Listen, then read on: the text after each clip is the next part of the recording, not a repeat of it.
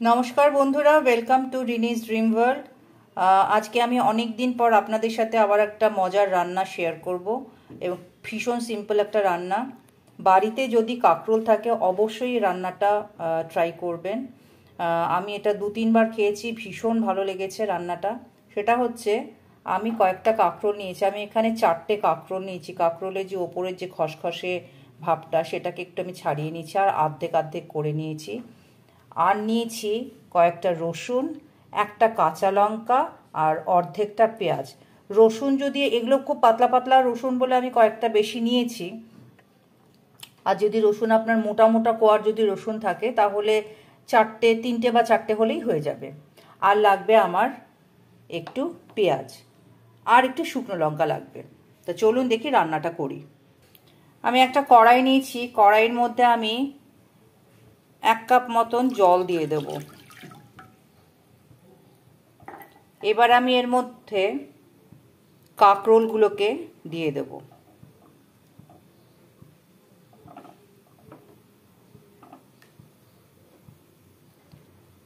এটা কিন্তু ভীষণ খেতে ভালো লাগে।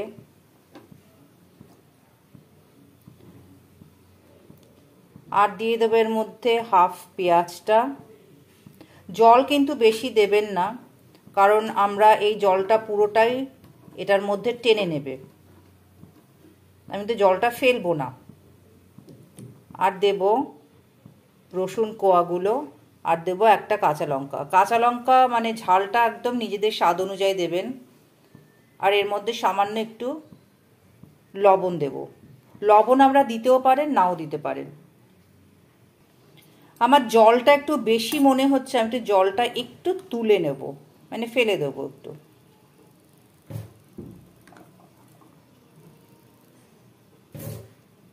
এবার এটাকে আমি ফ্লেমটাকে এখন একটু হাইতে দিয়ে রেখেছি। এবার এটাকে ঢাকা দিয়ে রাখবো কিছুক্ষণ। এটা হতে দেবো, সেদ্ধ যতক্ষণ না হয় পুরোপুরি। আমার এই কাঁকরোলটা সেদ্ধ হয়ে গেছে। এবার আমি ফ্লেমটাকে বাড়িয়ে দেব। বাড়িয়ে দিয়ে যে পুড়ে পুড়ে মতন এসছে, এগুলোকে একটু ভাজা ভাজা করে নেব। এটা পোড়া পোড়া ব্যাপার।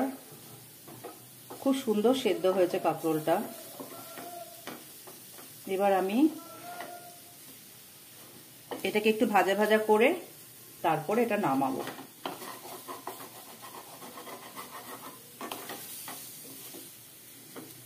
খুব সুন্দর সেদ্ধ হয়ে গেছে, দেখুন একদম নরম হয়ে গেছে।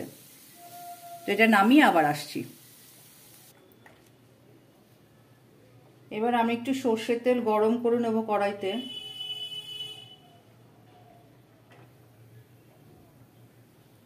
সর্ষের তেলটা একটু বেশি লাগবে। সর্ষের তেলটা গরম হয়ে গেছে, আমি এর মধ্যে কয়েকটা শুকনো লঙ্কা দিয়ে দিলাম। আমি আগেও বলেছি ঝালটা কিন্তু আপনারা নিজেদের স্বাদ অনুযায়ী দেবেন। শুকনো লঙ্কাটাকে একটু ভালো করে ভেজে নেব, আর বোটাগুলোকে একটু ছাড়িয়ে নেবেন শুকনো লঙ্কার। না ছাড়ালেও হয়, কিন্তু ছাড়িয়ে নিলে ভালো হয়। এটা বেশ ভালো করে একটু লালচে লালচে করে একটু ভেজে এটাকে তুলে নেব। আমার লঙ্কাটা ভাজা হয়ে গেছে, এবার আমি এটাকে তুলে নেব। আর এটা কিন্তু অবশ্যই সর্ষের তেল দিয়ে করবেন, সাদা তেল দিয়ে করলে একদমই ভালো লাগবে না। এবার আমি পেঁয়াজটা যে কুচিয়ে রেখেছিলাম, কোচানো পেঁয়াজটা এর মধ্যে দিয়ে দেব।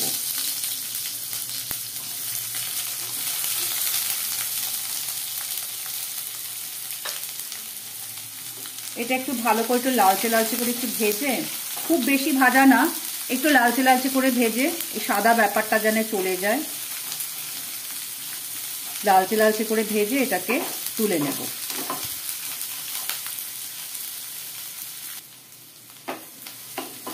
আর পেঁয়াজটা আর একটু ভাজা হবে, বেশি লালও হবে না আবার সাদাও থাকবে না, এরকম ভাবে পেঁয়াজটা ভাজা হবে। অনেক সময় অনেকে কাঁচা পেঁয়াজও এর মধ্যে দিয়ে করে, বাট আমি করি না কাঁচা পেঁয়াজ। কাঁচা পেঁয়াজের একটা কাঁচা গন্ধ আছে। একটু ভেজে নিলে পরে, একটু নরম করে নিলে পরে রান্নাটা স্বাদটা ভালো হয়।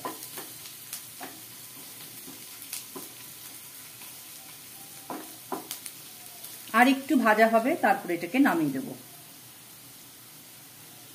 পেঁয়াজটা আমার একদম ভাজা হয়ে গেছে। এই ধরনের লালচে ব্যাপারটা হলেই হবে। এবার আমি পেঁয়াজটা নামিয়ে দেব। গ্যাসের ফ্লেমটাকে বন্ধ করে পেঁয়াজটা নামিয়ে নেব।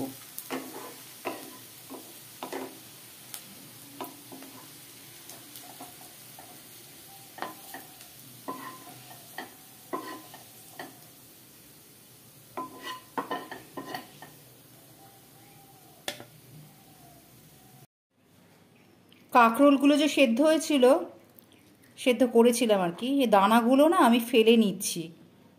দানাগুলো যদি নরম থাকে তাহলে রেখে দিতে পারেন। এই দানাগুলো যেরকম নরম আছে এগুলো রেখে দেবো, কিন্তু কিছু কিছু দানা ছিল একটু মোটা মোটা, সেই দানাগুলো আমি ফেলে নিয়েছি। এবার এটাকে ওই যেগুলো দিয়ে সেদ্ধ করেছিলাম সব একসাথে মাখতে হবে। দেখুন কি সুন্দর সেদ্ধ হয়ে গেছে।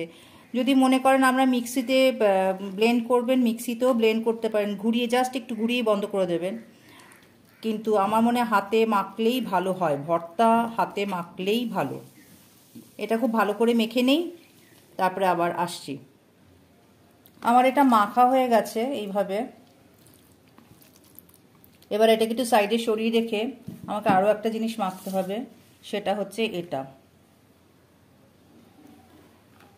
এবার আমি এই শুকনো লঙ্কাগুলোকে খুব ভালো করে মেখে নেব লবণটা দিয়ে।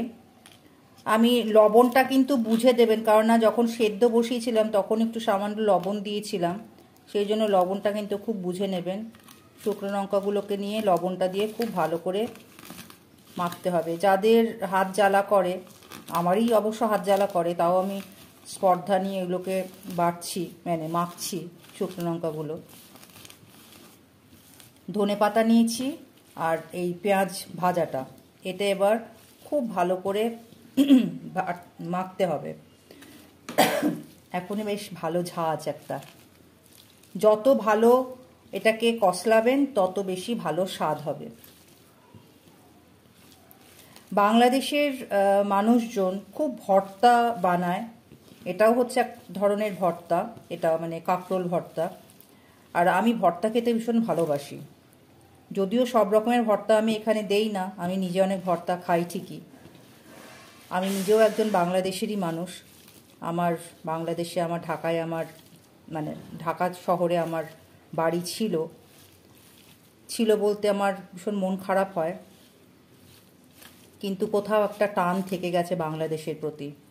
তাই বাংলাদেশের দর্শকরা যারা যারা দেখছেন আমার এই ব্লগটা, তাদের জন্য আমার অনেক শুভেচ্ছা এবং অনেক ভালোবাসা। আপনারা ভালো থাকবেন,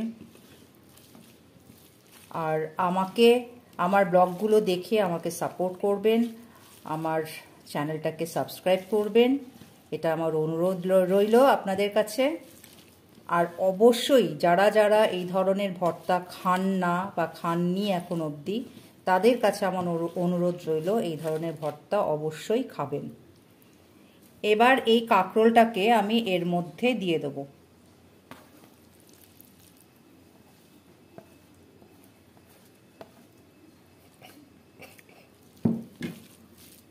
আজকে আমি নিজে ক্যামেরা ধরিনি, আজকে আমার পাশে যিনি সবসময় সর্বদা থাকেন, আমার হাজবেন্ড, তিনি আজকে ক্যামেরা ধরেছেন। এখানে আমি একটু সর্ষের তেল অ্যাড করব।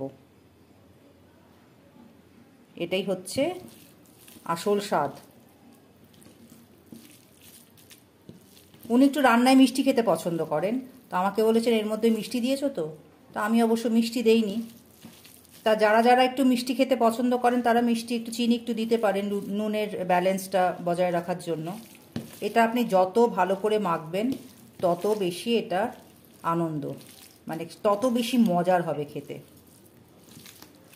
এটা খুব ভালো করে মাখতে হবে।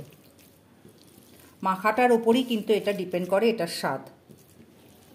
ভর্তা কিন্তু খুব ভালো করে মাখতে হয়। এটা মাখা মোটামুটি হয়ে গেছে। আমার ভর্তা রেডি। এবার ভাত দিয়ে খাওয়ার অপেক্ষায়।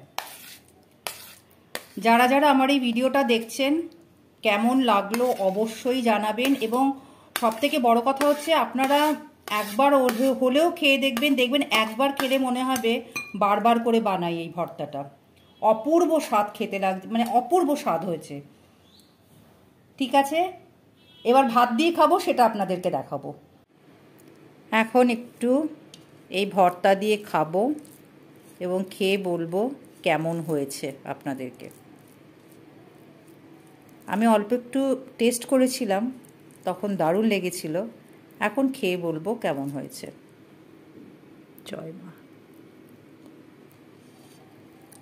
অসাধারণ, মানে জাস্ট অসাধারণ। যারা যারা আমার এই ভিডিওটা দেখছেন, যদি ভালো লাগে অবশ্যই কমেন্টসে জানাবেন এবং বাড়িতে করে খাবেন, কেমন লাগলো অবশ্যই জানাবেন।